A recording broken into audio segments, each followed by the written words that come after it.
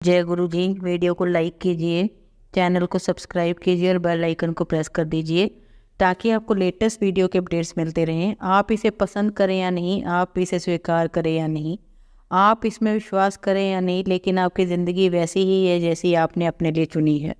जय गुरु जी। आज मैं आप सबके साथ जो सत्संग शेयर करूंगी वो नितेश प्रसाद अंकल जी का है। चलिए आज का सत्संग अंकल जी की जुबानी हम सब सुनते हैं और जानते हैं कैसे गुरु जी ने अंकल जी को यह बोलकर बुलाया कि आओ मेरे पड़ोसी। ऐसी कौन सी वजह थी। और भी बहुत कुछ शेयर करा है अंकल जी ने अपने सत्संग में। जैसे एम्पायर स्टेट मंदिर के बारे में भी बहुत खास बातें बताई हैं। अगर आप सब भी ये सब वजह जानोगे तो हैरान रह जाओगे। हम जानते हैं वो वजह, आप भी जान लो इसी वक्त, क्योंकि बहुत ही अच्छा सत्संग शेयर करा है अंकल जी ने। जैसा अंकल जी ने अपने सत्संग में शेयर करा है वैसे ही आप सबके साथ इस सत्संग के माध्यम से शेयर करूंगी। और हमारी छोटी सी कोशिश ये रहती है जो ये ब्लेस सत्संग हम आप सबको सुनाते हैं वो हर घर तक पहुंच सके और सब संगत सत्संग सुनकर ब्लेस हो सके। इसलिए सब संगत सत्संग के अंत तक बने रहना और सत्संग को बहुत ध्यान से सुनना और सत्संग को बीच में ना छोड़े, क्योंकि सत्संग सुनने वाले का भी कल्याण होता है और सत्संग करने वाले का भी। और हो सकता है जो आज आप सत्संग सुन रहे हो उससे आपको अपने कई सवालों के जवाब मिल जाएं। तो चलिए सत्संग शुरू करते हैं। जय गुरु जी। सितंबर 2008 में मुझे कंपनी की तरफ से प्रस्ताव मिला कि मैं अपने वर्तमान आवास को, जो कि मालवीय नगर दिल्ली में था, उसे कंपनी लीज पर मिलने वाले घर में परिवर्तन कर लूं। मुझे पहला विकल्प द्वारका का दिया गया। हम एक बहुत ही अच्छी जगह देखने का और हमने वहां पर रहने का मन बना लिया। लीज दस्तावेजों पर हस्तक्षेप हो गए और हम 1 अक्टूबर 2008 तक द्वारका जाना निश्चित हो गया। अब मेरे विभाग अध्यक्ष को कंपनी की तरफ से लीज के दस्तावेजों पर हस्ताक्षर करने थे और मेरे लिए घर लेना था। यद्यपि जिस दिन मैंने सारी कागजी कार्यवाही समाप्त की उसी दिन हमें एक और कर विकल्प स्वरूप एम्पायर स्टेट में बताया गया, किंतु मैं उस जगह पर जाने के लिए इच्छुक नहीं था क्योंकि हमने पहले ही निर्णय ले लिया था। किंतु अपनी धर्मपत्नी के जोर देने पर हमने एक बार जाकर देखने का सोचा। मालवीय नगर से एम्पायर स्टेट तक पूरे रास्ते बहुत तेज बारिश हो रही थी और मैं लगातार इस बात पर बहस कर रहा था कि हम अपनी कोशिश और वक्त दोनों व्यर्थ करने हैं। किंतु जैसे ही हमने एम्पायर स्टेट में स्थित घर देखा तुरंत उसके लिए स्वीकृति दे दी। यह एक बहुत ही सुविधाजनक स्थान था और द्वारका से हर मायने में बेहतर था। मैंने मौजूद अनुबंध को रद्द कर दिया। हम अब तक उसी कॉलोनी में गुरुजी की उपस्थिति से अन्य भी उस घर में 3 अक्टूबर 2008 को रविवार के दिन स्थानांतरित हुए और घर को संभालने में बेहद थकान होने की वजह से शाम को एक बार भी घर के बाहर घूमने तक नहीं निकले। उसके बाद मैंने अपना नामांकन भारतीय विदेश व्यापार संस्थान Indian institute of foreign trade में MBA के लिए करा दिया। मेरी कक्षा सोमवार से शनिवार शाम 6:30 से रात्रि 10 बजे तक होती थी। एक दिन बृहस्पतिवार शाम को कक्षा से लौटते समय मैंने एक विशाल जनसमूह को अपने पास वाले घर के बाहर देखा। ऐसा लग रहा था जैसे कोई शोक सभा हो रही है, लेकिन मैं आश्चर्यचकित था क्योंकि वह अगले 3 दिन तक भी दिखती रही। मैंने रविवार को सुरक्षा गार्ड से इस बारे में पूछा, तब उसने बताया कि गुरुजी एम्पायर स्टेट में रहते हैं और सप्ताह में 4 दिन गुरुवार से रविवार संगत करते हैं। अगले सप्ताह गुरुवार को मेरी कक्षा नहीं थी और हमने गुरुजी के पास जाने का निश्चय किया। हम गुरुजी के दरबार में शाम 7 बजे पहुंचे और गुरुजी के दर्शन किए। वह साइड बोर्ड पर बैठे हुए थे और 25-30 लोग उनके आसपास हॉल में बैठे हुए थे।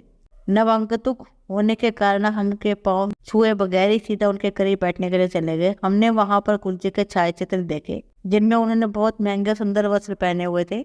हमें महसूस हुआ कि हम गलत जगह पर आ गए हैं। यह निश्चित रूप से कोई ढोंगी गुरु है जिसने अनुयायी समाज के उच्च व ताकतवर लोग हैं। कुछ समय बाद ही हम बिना गुरुजी की आज्ञा लिए वहां से सीधे बाहर निकल गए। हमने सोचा कि ये गुरुजी सिर्फ पेज 3 के लोगों के लिए ही है। यद्यपि मुझे उस जगह के महत्व पर ज्यादा यकीन नहीं हुआ, किंतु फिर भी हम अपने जूते वापस पहनते समय मुझे वहां से इस तरह उठकर जाने पर बुरा लग रहा था। मेरी उस जगह के बारे में उत्सुकता बनी रही, किंतु मैंने वहां दोबारा न जाने का निश्चय किया। एक सोमवार शाम के समय गौरव, कर्नल जोशी और कुछ लोग हमारी गली में क्रिकेट खेल रहे थे। मैं इस बात से अनजान कि वे गुरुजी से संबंधित है उनके साथ खेलने लगा और गुरुजी के बारे में पूछने लगा। मुझे यह बताया गया कि हमें गुरुजी के पास आना होता है और वे हमारी सभी मुसीबतों का ध्यान रख लेते हैं। अब दोबारा उसी रात को मंदिर गए। हमने संगत का आनंद दिया, लंगर खाया और उसके बाद गुरुजी से आज्ञा लेने गए। जैसे ही उनके पास पहुंचे गुरुजी ने कहा, आओ वांडियो। उसके बाद गुरुजी ने कर्नल जोशी से पूछा कि क्या वो मैं ही था जो उनके साथ क्रिकेट खेल रहा था। उसके बाद उन्होंने हमें जाने की आज्ञा दे दी। अपमानित और आश्चर्यचकित सा मैं वहां से बाहर निकल आया। अपमानित इसलिए क्योंकि मुझे पंजाबी का एक भी शब्द समझ नहीं आता था और मैंने वांडे को अशब्द सोच लिया था। मेरी पत्नी ने मुझे समझाया कि इसका मतलब पड़ोसी होता है। इस बात का मुझे अभिमान है कि गुरुजी के पड़ोसी बनने का सौभाग्य मुझे मिला। गुरुजी से क्रिकेट की बात सुनकर मुझे आश्चर्य हुआ और बाद में मैंने कर्नल जोशी से पूछा कि क्या उन्होंने गुरुजी को इस बारे में बताया। कर्नल जोशी ने मुझे स्पष्ट किया कि गुरुजी भगवान है, उन्हें कुछ भी बताने की जरूरत नहीं है, अंतर्यामी है। यह मेरे जीवन में एक नया चरण का आरंभ था। मुझे अब समझ में आने लगा कि मेरा इतना अप्रत्याशित परिस्थितियों में एम्पायर स्टेट आना कैसे संभव हुआ। वास्तव में यह गुरुजी का मुझे अपने पड़ोसी के रूप में आशीर्वाद देने योजना के स्वरूप था। आज भी मुझ पर उनकी कृपा त्रैशित है। साधारण लीज की अधिकतम अवधि 2 वर्ष होती है, किंतु यहाँ पर मेरे निवास की अवधि 4 वर्ष तक बढ़ा दी गई थी। दूसरी बार दर्शन के बाद हमने सप्ताह में 4 दिन संगत में जाना आरम्भ कर दिया। गुरुजी के दर्शन और संगत का अनुभव एक सम्मोहन के समान था। कुछ ही दिनों बाद मेरे साडू भाई ने हमें एक बुरी खबर दी कि उनके मूत्राशय में कर्कट रोग का पता चला है। उन्होंने एम्स, वेल्लोर और टाटा मेमोरियल हॉस्पिटल में बायोप्सी दिखाई थी। परिणाम सभी जगह समान थे और कैंसर के होने की पुष्टि कर रहे थे। वे अपने उपचार के लिए एम्स लौटे। दिल्ली में उनके निवास के दौरान मैं उनसे मिला और उनके गुरुजी के दर्शन के लिए आने को कहा। वे गुरुजी के दर्शन के लिए आए, उनका आशीर्वाद लिया। गुरुजी ने मेरे साडू भाई को 50 रूप तांबे का लोटा दिया और उसमें रात भर जल भरकर सुबह पीने और बचे हुए जल को नहाने के पानी में मिलाने को कहा।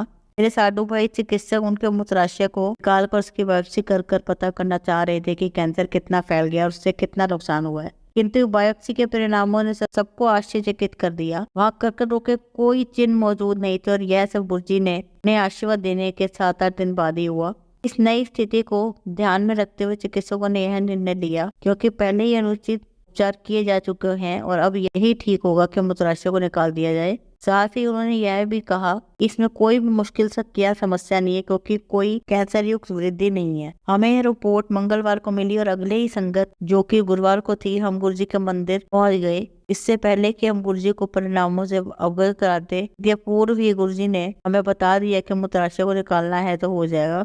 साथ ही यह कहा अन्य सब ठीक है। उन बदली हुई रिपोर्ट के बाद मेरे साडू भाई टाटा मेमोरियल हॉस्पिटल आदि, जो कि मुंबई में है, दोबारा राय लेने के लिए गए। परिणाम वही थे। हमारा चिकित्सक परामर्श के भी गुरुजी के आदेश अनुसार चल रहे थे। वहां उनका ऑपरेशन हुआ, उनके खराब मूत्राशय को एक कृत्रिम मूत्राशय में बदल दिया गया। मेरे साडू भाई, जो कि अपनी बीमारी के सबसे खराब वक्त में थे, उन्हें तरल पेय कम देने को कहा गया, क्योंकि उनका मूत्राशय उसे नियंत्रित नहीं कर पा रहा था। आज वे पूर्णतः स्वस्थ व तंदुरुस्त जीवन व्यतीत कर रहे हैं। यह सब गुरुजी का आशीर्वाद के बिना असंभव था। मई 2005 में महिंद्रा रेनॉल्ट के प्रोजेक्ट ने मुझे नासिक पर स्थानांतरित कर दिया। मैं गुरुजी के पास आ गया और सोच रहा था, जब उन्होंने मुझे अपना पड़ोसी चुना है तो मुझे दूर क्यों भेजा जा रहा है। मैं भी इस स्थानांतरण से संतुष्ट नहीं था, क्योंकि मेरी पत्नी दिल्ली में कार्यरत और बच्चे भी यहाँ पर स्थिर थे। लेकिन जब मैंने गुरुजी को मेरी मानसिक नियुक्ति का उल्लेख किया, उन्होंने कहा जा ऐश कर नासिक में, और मेरी पत्नी को एम्पायर स्टेट में रहने के निर्देश दिए। गुरुजी का आदेश को देखते हुए मैं अगले ही सुबह वापस अपने कार्यालय चला गया। अपने वरिष्ठ को एक मेल लिखकर अनुरोध किया कि मेरे परिवार को एम्पायर स्टेट में रहने दिया जाए, और मैंने मासिक में घर किराए पर ले लिया। मुझे किसी सकारात्मक प्रतिक्रिया की उम्मीद नहीं थी, फिर भी मैं उत्तर के लिए इंतजार कर रहा था। मेरे लिए यह अत्यंत आश्चर्य की बात थी कि हमारे संगठन के इतिहास में पहली बार इस तरह के अनुरोध अनुमति दी गई है। यह सब घटनाओं और निर्णयों का संभव होना न गुरुजी के मार्गदर्शक के असंभव हो गया होता। सितंबर 2005 में नासिक के लिए जाते वक्त मैंने गुरुजी से कहा, आप कब मुझे वापस बुलाओगे। उन्होंने मुझे कहा कि वह 2007 की बैसाखी तक उनके साथ ये शब्द एक आदेश थे। मार्च 2007 में मुझे नासिक में अपने काम को बंद करने के लिए कहा कि और अगले महीने के पहले सप्ताह में मुझे वापस भेज दिया गया। इससे मैं गुरुजी की शरण में बड़े मंदिर में बैसाखी समारोह में उपस्थित हो सका। नासिक जाते वक्त मैं थोड़ा सा आशंकित था कि मेरी पत्नी और बच्चों को मेरी उपस्थिति में किन परिस्थितियों का सामना करना पड़ेगा, लेकिन यहाँ फिर से गुरुजी की कृपा ने मुझे आश्वस्त कर दिया कि वहाँ उन्हें कोई समस्या नहीं है और उनका समय अच्छी तरह से व्यतीत होता रहा। गुरुजी की कृपा उनकी महासमाधि के बाद भी स्वतंत्र रूप से प्रवाहित हो रही है। इस तथ्य का प्रमाण दिन प्रतिदिन के अनुभव है, जो कि उनके भक्तों के जीवन की हर छोटी सी बात पर गुरुजी के नियंत्रण का संकेत देते हैं। इसका उदाहरण मेरे मामा है। मेरे मामा बोकारो इस्पात संयंत्र में भट्टी के करीब मुख्य इंजीनियर के पद पर कार्य थे। उनके फेफड़े पूर्णतः खराब हो गए थे। यह समस्या उनके अनवरत धूम्रपान के कारण और बढ़ गई थी। उन्होंने अपने आप को बोकारो में भी दिखाया, जहाँ से तुरंत उन्हें एम्स भेज दिया गया। एम्स में उन्हें फोर्टिस अस्पताल में एक विशेषज्ञ को दिखाने की सलाह दी गई, क्योंकि उनकी हालत बहुत गंभीर थी। फोर्टिस में उन्हें कृत्रिम ऑक्सीजन पर डालकर आवश्यक उपकरण के साथ बोकारो वापस भेज दिया गया। वहां उनकी हालत ज़्यादा खराब हो गई। संक्रमण के बढ़ते स्तर को देखते हुए नवंबर 2007 में उन्हें वापस दिल्ली भेज दिया गया। फोर्टिस हॉस्पिटल में उनके चिकित्सक ने उनके तत्काल फेफड़ों को हटाने की सलाह दी। उन्हें ऑपरेशन की जटिलताओं की चेतावनी दी। स्पष्ट रूप से कहा गया कि इस तरह का ऑपरेशन पहले कभी भारत में नहीं हुआ और विश्व में भी इसकी सफलता का स्तर 2 से 3% ही है। उनका परिवार इस वजह से बहुत परेशान था। ऑपरेशन के ठीक पहले मैंने अपनी मामी को गुरुजी के मंदिर आने के लिए कहा। मैंने उनसे कहा कि केवल गुरुजी मामा जी की रक्षा कर सकते हैं। हम छोटे मंदिर में गए और गुरुजी की गद्दी के सामने बैठकर उनकी दया और कृपा के लिए प्रार्थना करने लगे। मंदिर जाते समय मेरी मामी की आंखों में आंसू थे और वह मेरे मामा की जीवन वृद्धि कराने के लिए हमसे आग्रह करने लगी। मैंने उन्हें आश्वासन दिया कि वह सही जगह पहुंच गई है, उनके पति अब कोई तकलीफ नहीं पाएंगे। साथ ही मैं गुरुजी से प्रार्थना कर रहा था कि वह मेरे मामा को भी आशीर्वाद दे और मैंने विश्वास को बनाए रखे। मामा का ऑपरेशन सफल रहा। क्षतिग्रस्त फेफड़ों को निकाल दिया गया और अन्य फेफड़ों का संक्रमण भी हट चुका था। उन्हें आईसीयू में भेज दिया गया और शीघ्र ही एक वार्ड में स्थानांतरित कर दिया गया। उनकी प्रगति असाधारण थी। चिकित्सकों को उम्मीद थी कि वह जनवरी 2008 तक घर वापस आ जाएंगे। गुरुजी के आशीर्वाद ने हमारे जीवन और उनके प्रति हमारे दृष्टिकोण को पूर्ण रूप से बदल दिया है। गुरुजी हमेशा हम सभी को अपनी दिव्य शरण में रखें। जय गुरुजी। जी, अब हम राजश्री अग्रवाल आंटी जी का सत्संग सुनेंगे। मैं गुरुजी के आश्रम में पहली बार मई 2014 में गई थी। मैं रक्त के कैंसर से पीड़ित थी। तभी एक भक्त ने मुझे गुरुजी के बारे में बताया। मुझे बताया कि गुरुजी ने बहुत लोगों के गंभीर रोगों का उपचार किया है। यह जानकर मेरी गुरुजी के पास जाने की इच्छा प्रबल हो गई। एक दिन मुझे अवसर तब मिला जब मेरे पति की महरौली में एक ऑफिस संबंधी मीटिंग थी। मैं बहुत प्रसन्न थी क्योंकि मुझे आशा थी कि मेरे पति ने मुझे गुरुजी के आश्रम तक छोड़ देंगे। परंतु जो ही हम कार में बैठे मेरे पति ने मुझे गुरुजी के आश्रम तक ले जाने के लिए मना कर दिया और मुझे भी उस मीटिंग में साथ चलने को कहा। मुझे बहुत निराशा हुई और मैं कार में यह सोचकर निकल गई कि अब मुझे आज तो गुरुजी के पास जाना ही है। यद्यपि मुझे रास्ते का पता नहीं था, फिर भी मैं सीधी चलती गई। वास्तव में मुझे गुरुजी के बारे में कुछ नहीं पता था। मैंने बहुत बार लोगों से गुरुजी के बारे में पूछा किंतु किसी ने कुछ नहीं बताया। मैं सोचने लगी कहीं मेरा गुरुजी के आश्रम जाने का निर्णय गलत तो नहीं था। मैंने अपनी बड़ी बहन को फोन किया जिसने मुझे गुरुजी के बारे में बताया था। मेरी बहन ने मुझे प्रोत्साहित करते हुए मुझे आगे बढ़ते रहने को कहा और दबाव देकर कहा कि मुझे लंगर प्रसाद लेकर ही वापस आना होगा। इसके बाद मैं सीधे चलती गई। अचानक एक बड़ी सी कार मेरे सामने आकर रुक गई जिसमें 3 सवारी बैठी हुई थी। उन्होंने मेरे से पूछा क्या मैं गुरुजी के आश्रम जा रही थी। वो जा रहे थे और मैं भी उनके साथ कार में बैठ गई। हम सब शीघ्र ही गुरुजी के आश्रम पहुंच गए। मैंने गुरुजी का बहुत धन्यवाद दिया। जल प्रसाद, चाय प्रसाद, अन्न का प्रसाद ग्रहण किया। मेरे मन में चिंता होने लगी कि मैं घर वापस कैसे जाऊंगी। एक भक्त ने मेरे पति से संपर्क करने का प्रयास किया परंतु उनका फोन नहीं लग रहा था। जिस कार से मैं गुरुजी का आश्रम आई थी उन्हीं लोगों ने फिर मेरी सहायता की। मैंने उन्हें महरौली में एक होटल के पास छोड़ने को कहा। मुझे आशा थी कि मैं अपने पति से वहां मिल जाऊंगी। यद्यपि मैं स्थान से परिचित नहीं थी फिर भी मैं उन लोगों को रास्ता बताती गई। होटल पहुंचकर मैंने कार से उतरकर उन भक्तों का धन्यवाद दिया। मुझे पूर्ण विश्वास नहीं था कि मैं अपने पति को यहाँ मिल पाऊंगी। फिर भी मैं मीटिंग स्थान की ओर चलने लगी और देखा कि मेरे पति मेरी तरफ ही आ रहे थे। मैं गुरुजी के प्रति दिल से आभारी थी। गुरुजी के मंदिर का सफर और वापसी पति से मिलना एक चमत्कार था। अभी बहुत कुछ और बताना है परंतु यह एक महान शुरुआत थी। जय गुरुजी। अब आप सबको एक कहानी सुनाती हूँ। आप सब इस कहानी को बहुत ध्यान से सुनना। आज की कहानी का शीर्षक है सम्राट का बीज।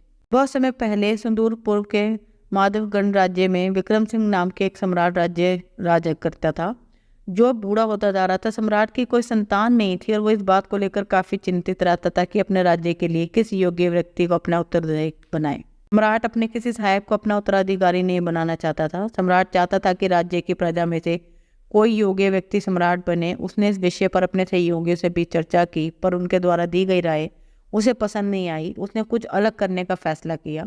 एक दिन सम्राट ने राज्य से सभी युवाओं को अपने राज दरबार में बुलाया। सम्राट ने कहा मैं अब बूढ़ा हो गया हूँ, मेरे पद छोड़ने अगले सम्राट को चुनने का समय आ गया है। मैंने यह फैसला किया है कि आप लोगों में से कोई एक राज्य का सम्राट बनेगा।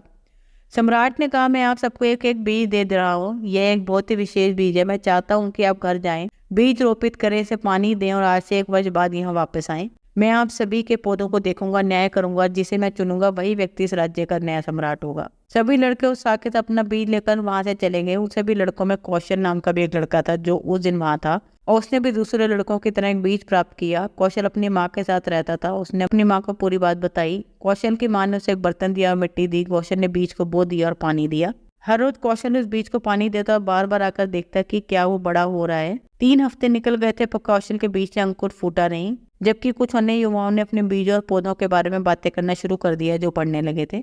कौशल घर जाकर अपने बीज की जांच करता रहा, लेकिन बर्तन मिट्टी की जो की त्यों ही थी, कुछ नहीं बढ़ा। समय बीतता गया, 3 सप्ताह, 4 सप्ताह, 5 सप्ताह, अब तक कुछ भी नहीं हुआ। बीज ज्यों का त्यों। सब लोग अपने अपने पौधों के बारे में बात कर रहे थे, लेकिन कौशल के पास कोई पौधा नहीं था। वह काफी निराश था, लेकिन कौशल ने हिम्मत नहीं हारी और अपने काम में लगा रहा। 6 महीने बीत गए, अभी भी कौशल के बर्तन में कुछ नहीं था। बाकी सभी के पास पेड़ और ऊंचे पेड़ थे, लेकिन उनके पास कुछ भी नहीं था। हालांकि कौशल ने किसी से कुछ नहीं कहा, वो बस अपने बीज के बढ़ने का इंतजार करता रहा। 1 साल पूरा हो गया। सम्राट को पौधे दिखाने का समय आ गया। राज्य के सभी युवा अपने पौधों को निरीक्षण के लिए सम्राट के पास ले गए। कौशल भी अपना बर्तन लेकर गया। हालांकि वो नहीं चाहता था कि सम्राट के पास उस बर्तन को लेकर जाए जिसमें कोई पौधा नहीं था, पर उसने माँ के कहने पर और जो भी था उसमें से सोचा वो सम्राट को सब कुछ बताएगा। उसके बाद सम्राट सजा भी दे तो मंजूर है। यह सोचकर वो अपना खाली बर्तन महल में ले गया। जब कौशल महल पहुंचा तो वह अन्य सभी युवाओं द्वारा उगाए गए पौधों की विविधता पर आश्चर्यचकित था। वैसे भी सुंदर आकारों में बड़े थे। जब कौशल ने अपना बर्तन फर्श पर रखा तो सभी लोग उसका मजाक उड़ाने लगे। कुछ लोगों ने उसको हमदर्दी दिखाते हुए कहा, कोई बात नहीं, लेकिन तुमको अच्छा करना चाहिए था। सम्राट विक्रम दरबार पहुंचे। उन्होंने सभी युवाओं का अभिनंदन किया। सभी के पौधों को देखकर कहा, आपने कौन से महान पौधे, पेड़ और फूल उगाए हैं। आज आप में से एक को अगला सम्राट नियुक्त किया जाएगा। सभी युवा उत्साहित थे। सम्राट की नजर कौशल और उसके बर्तन पर पड़ी, जो अपने आप को छुपाने की कोशिश कर रहा था। सम्राट ने अपने सिपाहियों से कौशल को लाने के लिए कहा। कौशल घबरा गया और सोचने लगा सम्राट उसके सफलता पर जरूर उसे सजा देंगे। जब कौशल सामने आ गया तो सम्राट ने उसका पूछा, पूरा नाम, मेरा नाम कौशल है। उसने जवाब दिया। सभी लड़के हंस रहे थे और उसका मजाक उड़ा रहे थे। सम्राट ने सभी को शांत होने के लिए कहा। उन्होंने कौशल को देखा और फिर भीड़ की घोषणा की, सब अपने नए सम्राट से मिलिए, इसका नाम कौशल है। कौशल इस पर विश्वास नहीं कर पा रहा था। सभी सोच रहे थे कौशल अपना बीज भी विकसित नहीं कर सका, वह नया सम्राट कैसे हो सकता है। सम्राट ने कहा, आज से 1 साल पहले मैंने यहाँ सभी को एक एक बीज दिया था। मैंने आप सभी से कहा था कि बीज ले जाओ, इसे लगाओ, इसे पानी दो और आज इसे मेरे पास वापस लेकर आओ। लेकिन मैंने आपको कभी सभी भूले हुए बीज दिए थे जो अंकुरित हो ही नहीं सकते। कौशल को छोड़कर आप सभी मेरे लिए पेड़ और पौधे और फूल लाए हैं। कुछ लड़के जो नहीं लाए वो ईमानदार थे, पर उन्होंने हिम्मत नहीं की आने की। जब आपको पता चला कि बीज नहीं उगा तो आपने जो बीज मैंने दिया था उसके बदले आपने दूसरा बीज लगा दिया। कौशल ही साहसी और ईमानदारी है, इसलिए नया सम्राट वही बनेगा। अब सीख जो हमें इस कहानी से मिलती है संगत जी, ये कहानी हमें सिखाती है किस्मत मौका देती है, पर मेहनत, ईमानदारी और साहस चौंका देती है। अपने आप पर विश्वास, ईमानदारी, साहस और मेहनत के बल पर आप कभी असफल नहीं होंगे। कभी किस्मत भी उनका साथ देती है कि इन्हें कर्म अच्छे होते हैं। जय गुरु जी। संगत जी, अगर आपको आज का सत्संग अच्छा लगा हो तो आप इस सत्संग को और संगत के साथ जरूर साझा करें, जिससे वो भी महाराज का दिव्य आशीर्वाद प्राप्त कर सकें। जय गुरु जी। शुक्राना गुरु जी।